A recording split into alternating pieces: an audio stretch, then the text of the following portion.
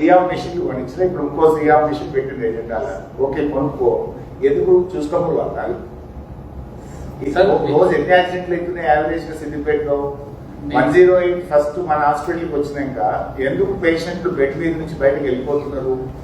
How many patients join అయిన తర్వాత బయటకు వెళ్ళిపోయి ఇదే సిద్దిపేటలో ప్రైవేట్ ఆసుపత్రుల్లో ఎందుకు చేసుకుంటున్నారు? ఏం చేస్తుంది ఆఫ్లో డిపార్ట్మెంట్ సూపరింటెండెంట్ ఆర్ఎంఓ? 84 ఎట్లయితే చెప్పు సార్ మైనర్ తో కలుపుకొని 300 ఉన్నాయి సార్. అన్ఫేర్. రోజుకు యావరేజ్ గా 12 కేసులు చేయాలి. 15 మంది డాక్టర్లు ఉన్నారు, 5 లీవ్ అనుకో 10 మంది పని చేసినా మనిషికి ఒక కేసు చేసినా 10 కేసులు చేయాలి. రోజు 300 కేసులు చేయాలి. పేషెంట్ లోడ్ కూడా అంతే. పేషెంట్ లోడ్ ఎందుకు వస్తలేదు? ప్రైవేట్ లో ఎందుకు ఒక్కొక్క రోజుకు ఒక సిక్ అనిపిస్తుంది నాకు. I feel ashamed. రోజు కూడా వచ్చి సార్ హాస్పిటల్ నాకు చేసింది రా అంటే మేము ఎమ్మెల్యే పోతాం కానీ సిగ్గుపడుతుంటాం మనసులో. సిద్దిపేట మెడికల్ కాలేజ్ ఉంటుంది, వారంకి ఒక ప్రైవేట్ హాస్పిటల్ ఇనాగ్రేషన్ చేస్తాను సిద్దిపేట, వారంకి ఒకటి.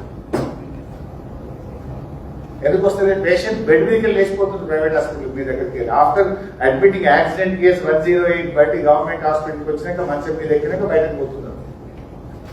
ఒకప్పుడు ఎందుకు చేసినాం? మోకాల్ చిప్ ఆపరేషన్ సిద్దిపేట మెడికల్ కాలేజీలో రోజు